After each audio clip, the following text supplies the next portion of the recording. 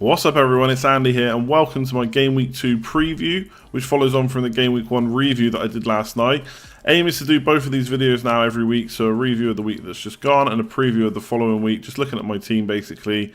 The idea as well is to split them a bit further apart, so the review will be a bit earlier in the week going forward and the preview will be around this time every week. So I'm just going to run through my team, whether I've made any changes to it, whether I've made any transfers, who I'm captaining for that week, and kind of who I've got my eye on. So I might not always be making a transfer, although if you've watched my videos last year, I do like a good hit. But like this week, for example, I'm not making a transfer. So we'll just talk about the players that I'm looking at bringing in anyway. But yeah, not much more to it than that. No editing really involved in this. I'm just going to meet a camera, a microphone, and talk through my team. So let's jump straight into it. So this is my team for this week. It's very similar, if not exactly the same as my team for Game Week 1. So I'm playing Foster again. I've kind of got Foster and Elliott in as a bit of rotation, but obviously Foster and West Brom have got such good fixtures that he's probably going to be playing the most. So he's back in this week, I think. Burnley, yes, they scored 3 goals against Chelsea away, but I think that was probably a bit of a blip, and I'm not sure if they're going to be able to do that again. They may score, but fingers crossed that Foster can get some saves. And then I've got my double up in defence for Southampton, so Bertrand and Stevens, really happy with them. Obviously clean sheet in Game Week 1. Bertrand got a couple of bonus points. I'm hoping they can kind of get attacking returns this week as well.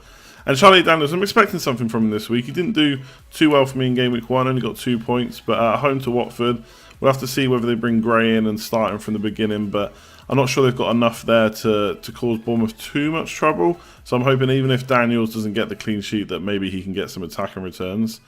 And then Mkhitaryan, kind of star of the man for me last week, or star man of the week last week. 11 points, 2 assists, a couple of bonus points.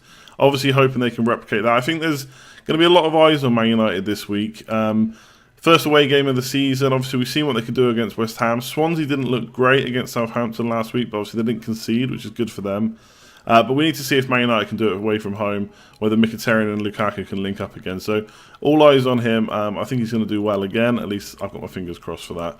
And then Salah. Salah's vice-captain for me this week. I've been tempted to captain him. Crystal Palace at home. Obviously, they conceded 3 last week. I'm just not too sure about whether I want to do that, considering they've played midweek. Obviously, he did really well. Started off with 11 points last week, same as Mkhitaryan, but probably not going to get the captain's armband from me, but really happy he's in my team. Then Kevin De Bruyne. Now, he's one, if you watched the last night's video, that I'm wavering on a little bit. I kind of need him to do something against Everton to make me consider keeping him. He's on the chopping block, and talking about players that I'm looking to bring in, I'm not going to make any transfers this week, like I already said. But I'm already looking at shipping De Bruyne for someone like Ali or Eriksen, maybe even Mane, and go for the double up on the Liverpool midfield. I just feel that they're going to provide either the same or even more points for less money than De Bruyne is. So it's a little bit of a knee-jerk right now. Obviously, we've only seen 1 game.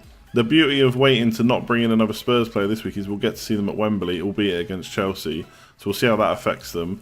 I don't think it's going to affect them as badly as people say it will, but let's see how they get on. But yeah, so De Bruyne is in for me, but probably looking at bringing in Ali or Eriksen and freeing up 0.5 million, which potentially could actually help me bring in another Spurs player. So take out Charlie Daniels and use that to upgrade to someone like Ben Davies or Trippier when he's back. Spurs have got some really nice fixtures coming up after Game Week 2. So yeah, I'm definitely looking at bringing in one of their defenders. So De Bruyne is probably the one that's going to fund it. Atsu, I'm really interested in watching Atsu because he got a lot of plaudits at the weekend in Game Week 1 for not really doing much, as in end product much. Obviously, he did alright. He kind of got into the box a bit, provided a few assists, but or a few attempted assists at least, but just no one there to put it in the back of the net. So, yeah, I'm looking forward to watching that. So I think he's got a good run of fixtures at 5 million. If he can get me an assist every other week or something, I'd probably be pretty happy with that. Up front, Gabbiadini, a bit like De Bruyne, if I'm honest. Already wavering on him. I didn't have him last year in the double game week that everyone remembers him for, so he's not quite in my brain the same as like I have to get rid of him, but West Ham at home, Man United just put 4 past him. I'd expect Southampton to put a couple away, and he's got to start. If he doesn't start and Austin comes in, which I don't think is going to happen, but if he does, he'll be gone for me. So yeah, I'd like at least a goal from Gabbiadini, preferably a brace. And then we'll see about next week what I'm going to do with him. So I'm going to have 2 free transfers. So the temptation to get rid of him for someone like Firmino, who's only 1.5 million for more. Liverpool look like they're going to score goals. Firmino's on penalties, especially when, or at least definitely when Milner's not on the pitch. So, yeah, Gabbiadini, like De Bruyne, has got to do a lot for me to keep him in my team. Harry Kane obviously did nothing last week. 1 point, 1 point in the opening fixture against Newcastle. Did do well, had quite a few shots. I think he hit the post as well. I expect him to get something against Chelsea. He likes playing in North London derbies. They're playing at Wembley. We'll see how they do. But he's remaining in my team for now. If you follow me on Twitter, you'll see that I've kind of discussed actually getting rid of him longer term. And that's something I might do from a value point of view. I just think 12.5 million is quite a lot to spend when I'm likely to captain Lukaku quite a bit. So we'll see. I'm keeping him for now. They've got Burnley and Swansea at home soon, so I definitely want him for that. But like I say, longer term, I might think about getting rid of him.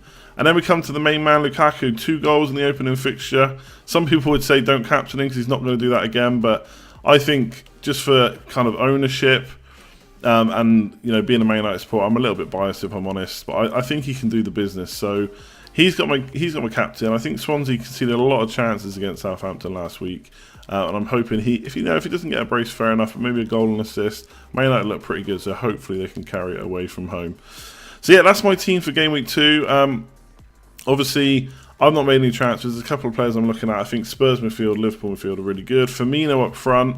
I've also got my eye on loads of players up front, to be honest. Morata, Lacazette, Jesus, they're all cheaper than Kane, and they can free up money elsewhere. So, for example, I've been looking at taking Kane out for someone like Firmino. That'll give me 4 million. That would let me upgrade Gabbiadini to like someone like Jesus or Morata or Lacazette. And I think the combo of one of those two, or one of those plus Firmino versus Gabbiadini and Kane, I think that will win out. It'll be pretty scary going without Kane.